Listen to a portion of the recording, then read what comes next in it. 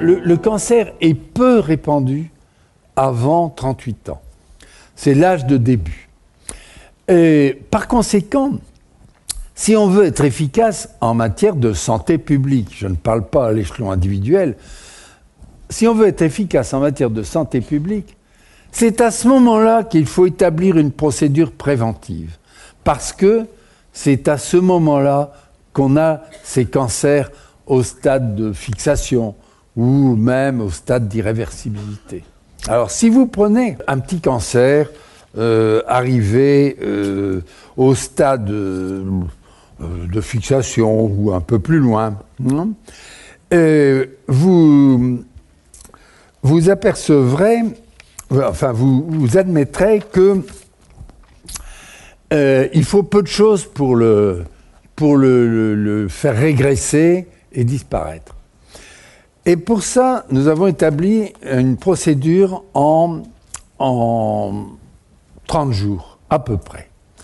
À quel moment faut-il la pratiquer? Eh bien, un peu arbitrairement, dans nos discussions, on a pensé que le printemps, qui est une période d'éveil de la nature, la fin de l'hiver, pendant l'hiver, la nature est endormie, à la fin de l'hiver, les petits oiseaux chantent et nos cellules commencent à se rediviser d'une manière plus active. C'est donc à ce moment-là qu'il faut agir. Alors, il y a deux phases dans cette cure. Une phase dite orthoplasiante. Et dans cette phase, mais beaucoup parmi vous, si ce n'est pas tous, vous seriez plus compétents que moi, parce que c'est la phase où l'on utilise tous les moyens qui sont favorables aux lignées saines, aux lignées cellulaires saines, et défavorables aux lignées cancéreuses, aux lignées mauvaises. C'est, je vais citer quelques éléments, le magnésium. Bon, vous savez que le magnésium, il y a une explication tout à fait biologique, là. Le magnésium intervient comme catalyseur dans la division cellulaire. Et on s'est aperçu que dans les cellules cancéreuses, le magnésium était remplacé par le cuivre. Loin de moi l'idée de dire du mal du cuivre, le cuivre a ses avantages, mais en l'occurrence, sur le cancer, il n'est pas bon. Donc, on fait un apport de magnésium. Le cancer est un gangster qui se cache. Et il t'enfouit. Il faut aller le débusquer. Il faut amener le sang et l'oxygène jusqu'au cancer. Qu'est-ce qui apporte l'oxygène? Bien sûr, le grand air, c'est certain. L'air pollué de nos villes n'y est pas favorable. Mais également les transporteurs d'oxygène. Notamment la vitamine C, l'acide ascorbique qui est un transporteur d'oxygène. Je sais que les polyphénols sont des transporteurs d'oxygène. Donc, il faut utiliser tous ces moyens-là. Il y en a d'autres. La vitamine A, par exemple. La vitamine A, le bêta-carotène, bon. Cette vitamine A, elle a des propriétés cytostatiques. Autrement dit, elle empêche la division cellulaire. Quand j'étais enfant, j'aimais déjà la biologie et au grand désespoir de ma mère, à ce temps-là, il y avait encore des œufs de grenouille dans les fossés. J'avais été chercher des œufs de grenouille et j'ai élevé des grenouilles dans ma chambre. Bon. Et puis, un beau jour, les œufs de grenouille sont devenus des têtards. C'était merveilleux, j'adorais ça. Et puis, j'ai mis dedans, parce qu'on me l'avait conseillé, une mixture. À cet âge-là, j'avais 7 ans ou quelque chose comme ça, je ne savais pas ce qu'il y avait dedans. Et je l'ai mise. Mal m'en a pris, les têtards sont restés têtards. Et ils sont morts de leur belle mort en restant têtards. Pourquoi? Eh bien, tout simplement parce que dans la mixture, je l'ai su après, il y avait de la vitamine A. C'est ça qui avait empêché le développement de ces têtards en grenouille. Alors voilà, la vitamine A également.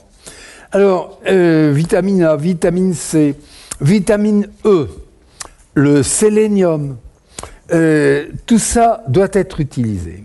Il y a cependant un moyen que je vais développer un petit peu plus. c'est l'acidification du milieu intérieur. Le biotope du cancer est alcalin. Le biotope des cellules saines est acide. Le cancer se développe bien avec, il peut se diviser avec de la fermentation, tandis que la fermentation arrête la division cellulaire saine. Alors, il faut se mettre en acidose. Il y a plusieurs moyens. Vous pouvez prendre la chimie, pourquoi pas. Hein, vous prenez une toute petite dose d'aspirine, prenez un petit peu de cardégique tous les jours, vous aurez de l'acide acétylsalicylique et vous acidifierez votre milieu intérieur. 22 000 médecins et personnels de santé aux États-Unis ont fait l'expérience et au bout de 2 ans, on a fait l'évaluation. Eh bien, tenez-vous bien, les infarctus du myocarde avaient diminué de 52% et le cancer avait diminué également de 50%. Rien que par ce moyen-là. Alors, il y a un autre moyen de maigrir et de mettre son organisme en acidose, parce que quand on maigrit, on brûle ses graisses. Et brûler ces graisses, c'est mettre l'organisme en acidose. Donc, il est conseillé à ce moment-là de faire une période de jeûne. Oh, il ne faut pas tomber de l'inanition, hein. Il faut perdre 2-3% du poids corporel. Vous avez brûlé des graisses, faites-le dans un temps assez court, ramassez. Vous aurez brûlé des graisses, vous aurez mis l'organisme en acidose. Savez-vous qu'il y a un peuple, aussi vous devez connaître ça, les Hunza, c'est un peuple qui vit sur les pentes de l'Himalaya. Ils ne connaissent pas le cancer, ils ne savent pas ce que c'est. Et ils font 2 fois par an un jeûne rituel de 2 fois 2 mois. Autrement dit, pendant 4 mois par an, ils jeûnent. Ben, il n'y a pas de cancer chez eux, comme par hasard. Et un autre exemple plus douloureux, alors, savez-vous, où on a observé la régression de cancer installé. C'est dans les camps de concentration nazis, où les gens n'avaient pas à manger, ils étaient en acidose, ils brûlaient leur graisse, et les cancers se tuaient. Enfin, l'exercice physique qui agit en brûlant des graisses et en provoquant de l'acidité, hein, est également un bon moyen dont maintenir une activité physique, voire même l'accentuer à cette période de cure anti-cancer, eh bien pourquoi pas. Vous produirez de l'acide lactique dans vos muscles. Sachez aussi que les cancers musculaires sont les plus rares. Il y a très peu de myosarcome, très très peu, parce que les muscles sont un milieu acide. Alors, maintenant, il faut aborder la cure terminale, parce qu'il y a dans notre cure, il y avait la cure terminale. La première partie, vous la faites pendant 15 jours, pendant 3 semaines, 20 jours. Voilà. Hein, la cure terminale dure une dizaine de jours. Les cellules cancéreuses ne sont vulnérables qu'en période de division. Or, la division cellulaire, elle est courte. Ça dure 1h30 en moyenne. 1h30, 2h, 1h20, c'est environ 1h30. Et ce n'est qu'à ce moment-là qu'elles peuvent être touchées par des produits toxiques pour les tuer. Alors, le moyen de bloquer beaucoup de cellules cancéreuses en phase de prédivision, on appelle ça la prémitose, c'est un médicament, c'est la colchicine. Alors la colchicine, vous connaissez, il y a des tas de gens autour de vous qui en prennent pour calmer leur crise de goutte. Bon, c'est pas très dangereux, quelquefois ça donne un peu de diarrhée, mais voilà. Alors, prendre un peu de colchicine selon sa tolérance, je le précise, pendant 7 jours, vous allez bloquer toutes les cellules en phase prédivisionnelle. Malheureusement, les cellules saines, mais aussi les cellules dysplasiques, les cellules cancéreuses. Et ces cellules, à ce moment-là, au bout des 7 jours, vous pouvez relancer brutalement leur division en donnant un petit peu de cortisone. Ne le dites pas parce que je vais me faire assommer par eux. Un petit peu, une toute petite dose de cortisone, une dose enfantine pendant 2 jours et simultanément vous donnez un produit cytostatique ou cytotoxique. Alors quels sont ces produits? Il y a 40 ans, 45 ans, moi je donnais des antimitotiques. Oui, des antimitotiques très importants, le méthotrexate, l'endoxan, etc. C'était certainement très efficace. Mais on a été accusé d'empoisonner le monde. On donnait ça pendant 3 jours, en nous basant sur ce que disait Claude Bernard.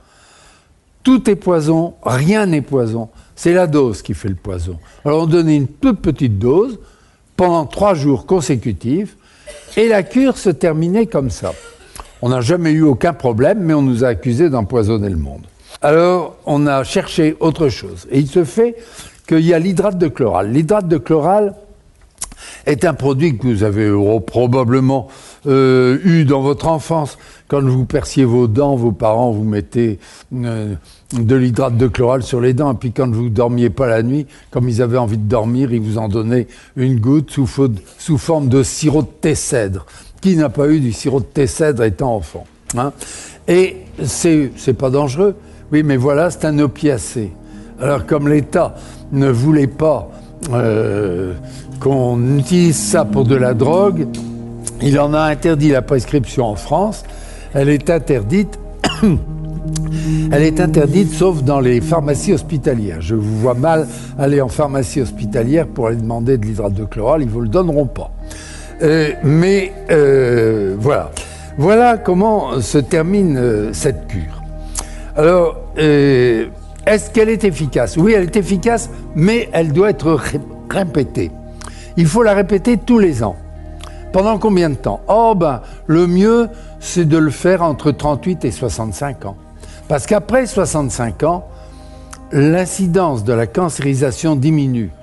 On meurt moins de cancer, on meurt beaucoup plus de problèmes cardiaques. Voilà.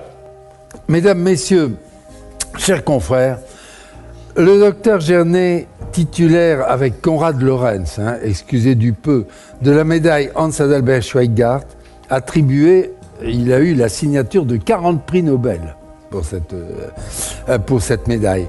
Et de la grande médaille d'or de la Société d'encouragement au progrès n'a pas eu le prix Nobel parce que l'institution médicale et politique française s'y est opposée.